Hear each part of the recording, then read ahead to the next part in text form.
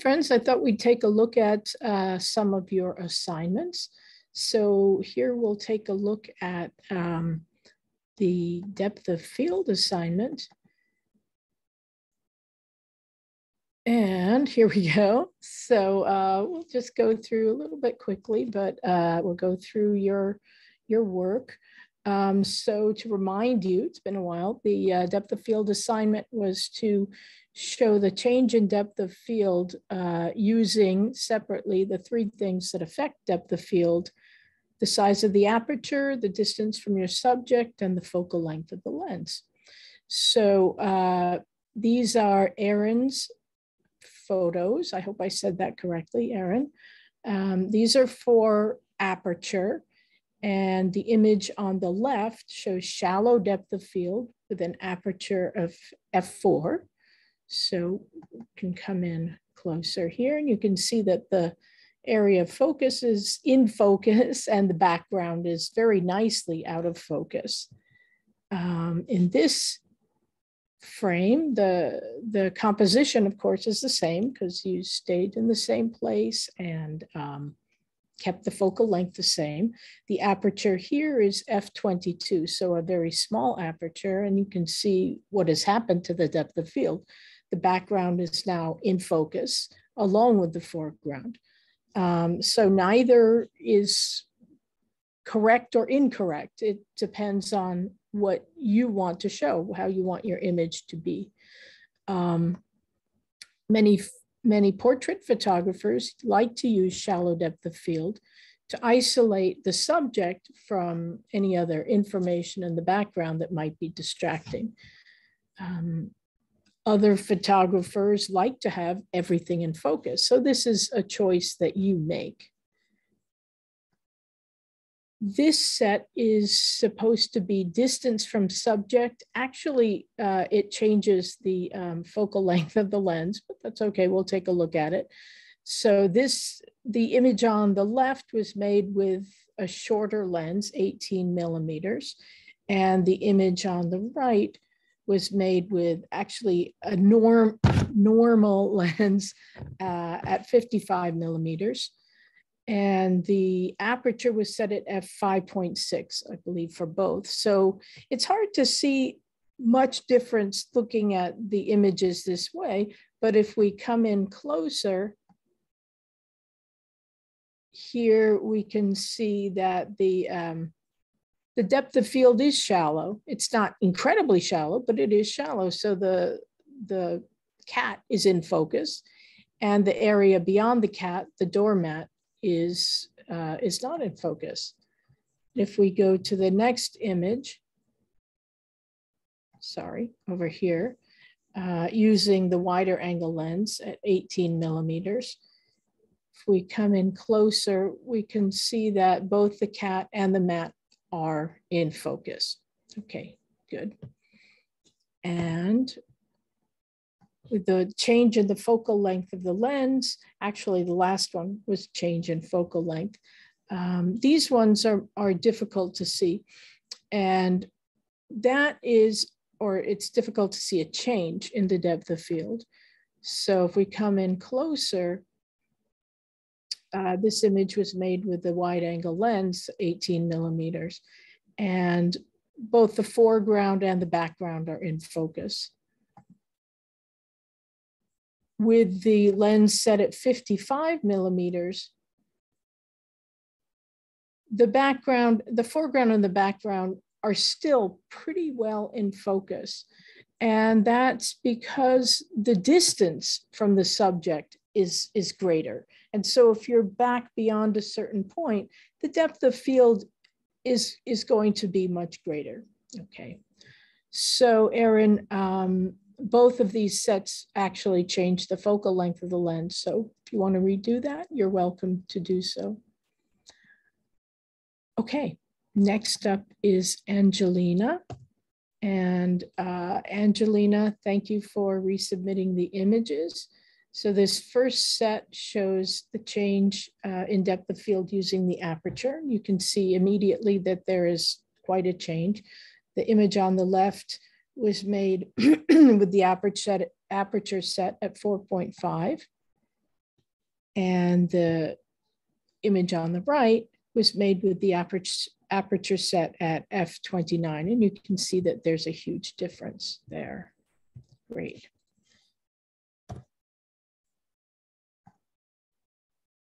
Changing the distance here, I don't know, obviously, quite what the change in distance was. It doesn't look as if it's a huge change in the distance, but you can see that the framing changes. So this image closer up with the aperture set at f10 and the focal length at 45 millimeters, and the depth of field is quite shallow.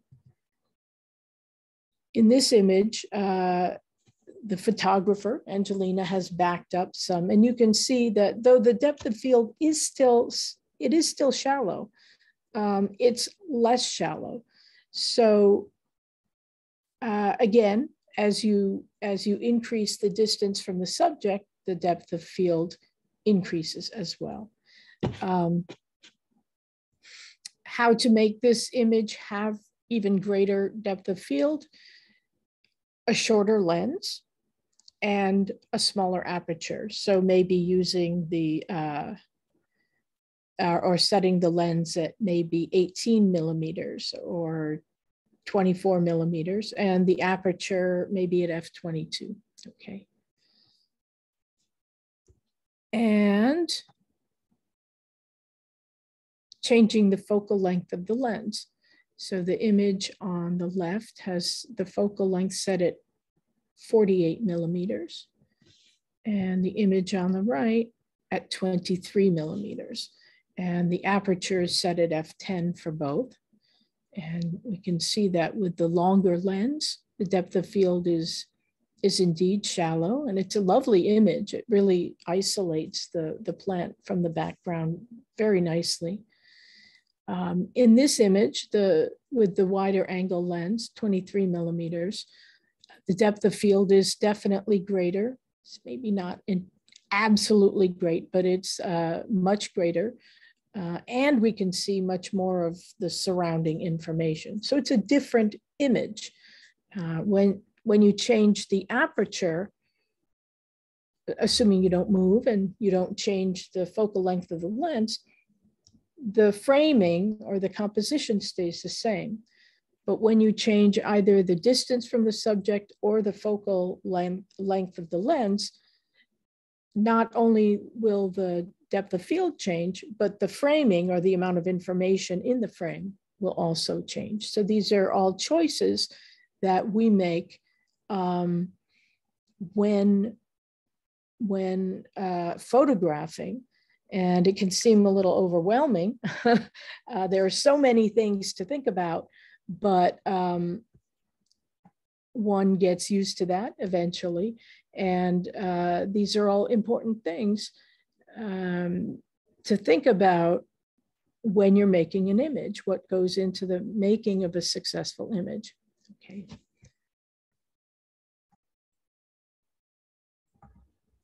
Okay, so here we are back to the depth of field assignment, and we're going to look at Diana's images.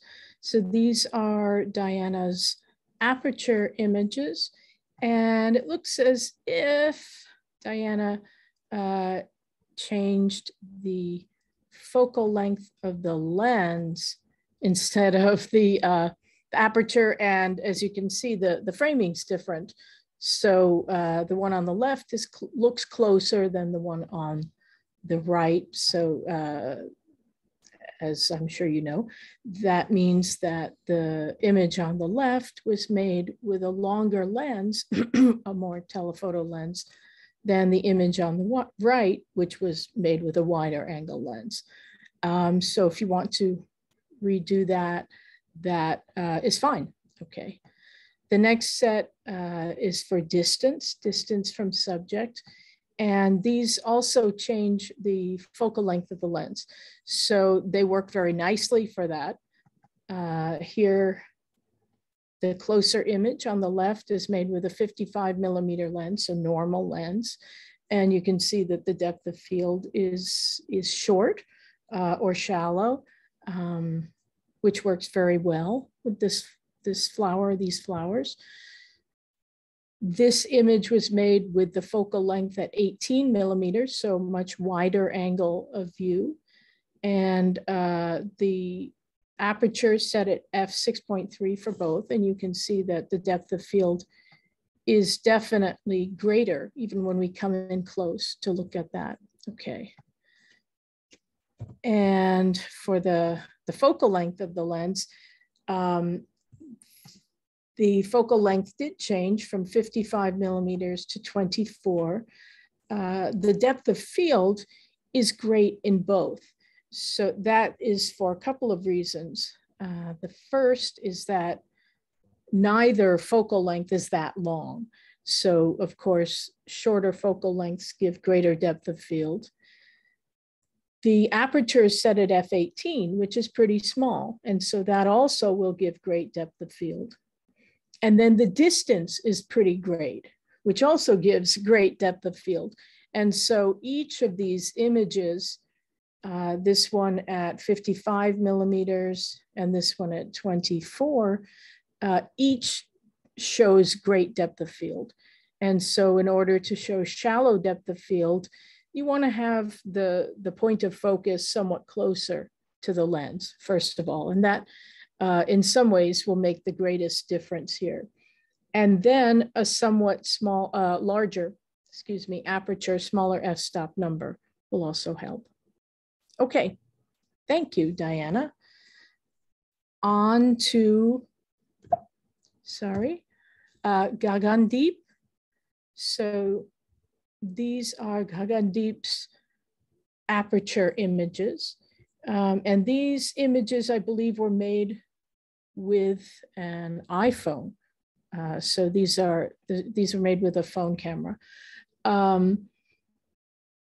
The difference here is really beautiful, showing the change in depth of field. It was not done by actually changing the aperture, however. So I assume that Gagandeep, you used something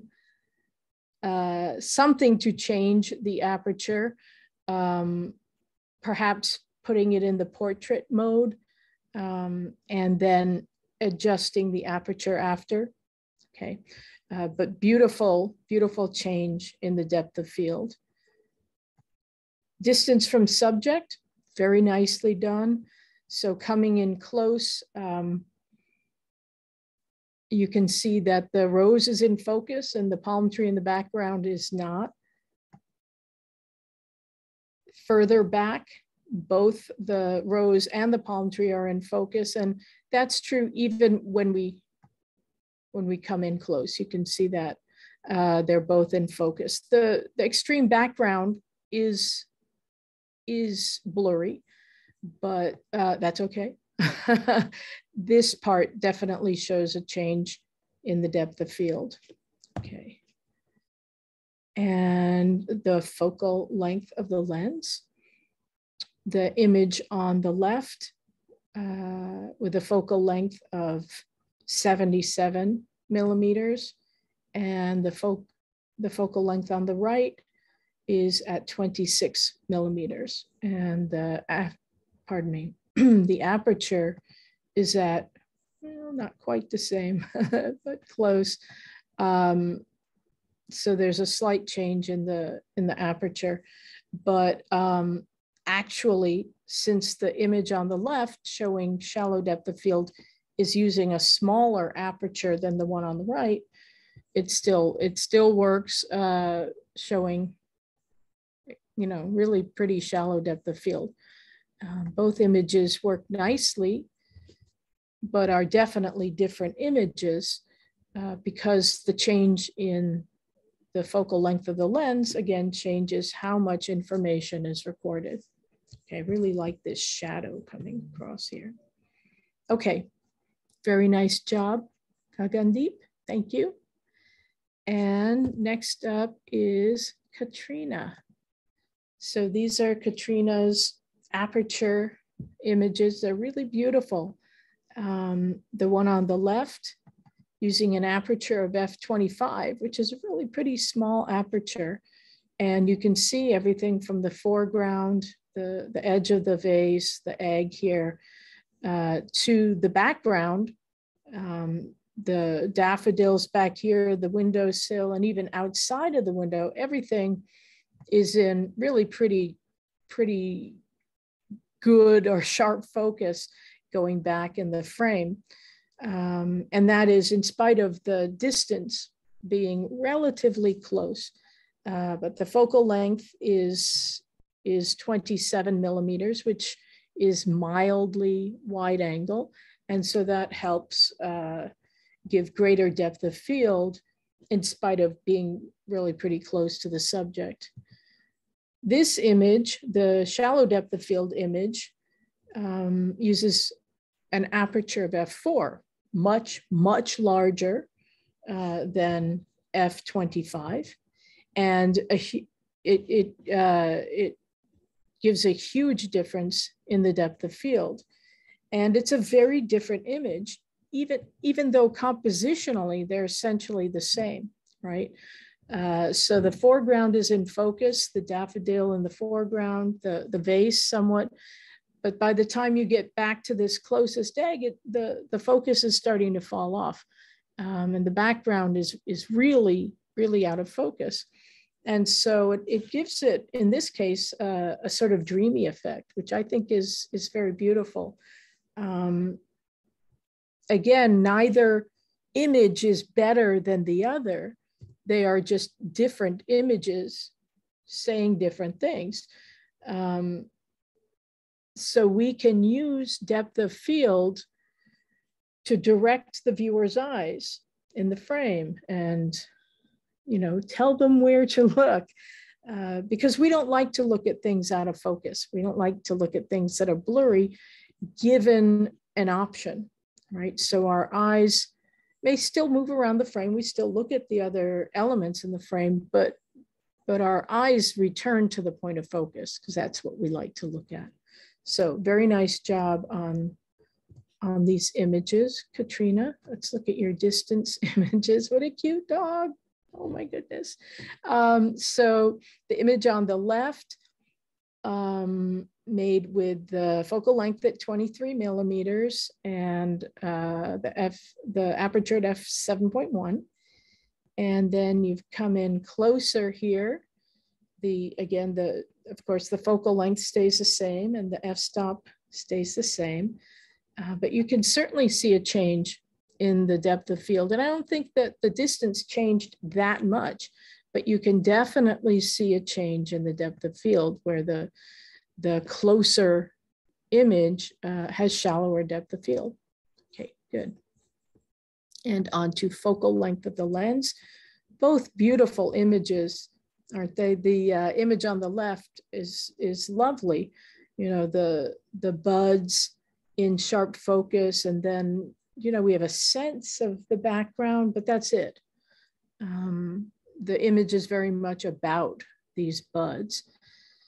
So the focal length here is 55 millimeters. The focal length in the image on the right is 18 millimeters, so a wider angle of view. And you can see a lot more information. You can also see that the depth of field here is still pretty shallow. And that has to do with how close the camera is to the subject, to the point of focus, excuse me. So and because the aperture, although not wide open, is still not that small at f7.1. And so in order to achieve great depth of field in this image, I would use a much smaller aperture, let's say f22, right? Now, maybe you can see over to the right the metadata, and the exposure is 1/30th of a second at f7.1. And so that's a kind of slow shutter speed, letting in more light. And f7.1, again, is not a wide open, you know, it's not a tiny aperture. So in order to use a smaller aperture, letting less light in, without having to put the camera on a tripod, you'd want to raise the ISO. So the ISO here is at 200, and you can see that this was made at 7 in the evening. So it was probably not that bright. So you might use an ISO of 1600, I would say, which gives you 3 stops more of light. So I would do that and then use maybe F16 or F22 to get greater depth of field. Okay. Okay, very nice job, Katrina. Thank you. Next up is Kevlin. I hope I'm saying that correctly. What a beautiful cat. My cat looks similar. Beautiful cat. The image here, as you can see on the right, can't see anything.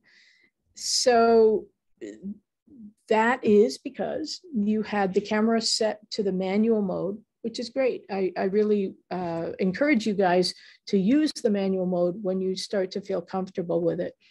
However, when you use the manual mode, you have to remember to change both or different things. So if you change the aperture, which is what changed here, you also have to change the shutter speed.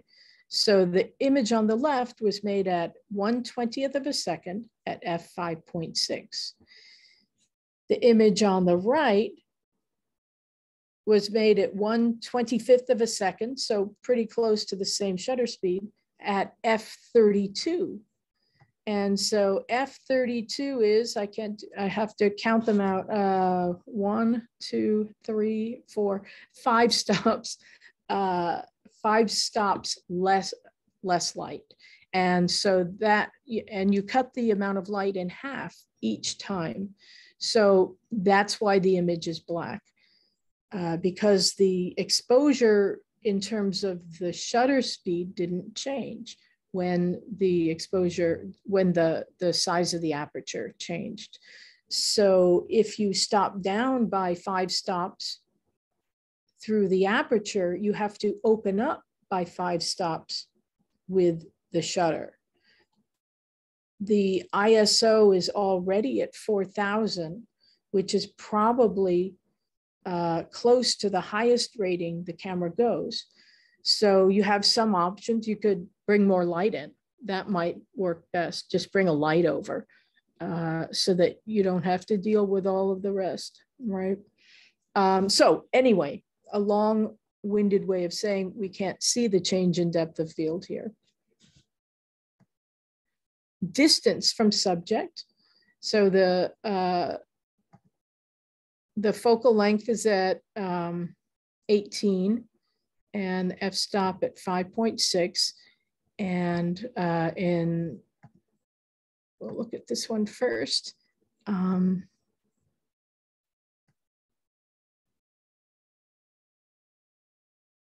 can see the cat and the other information in the frame, which is all at about the same focus.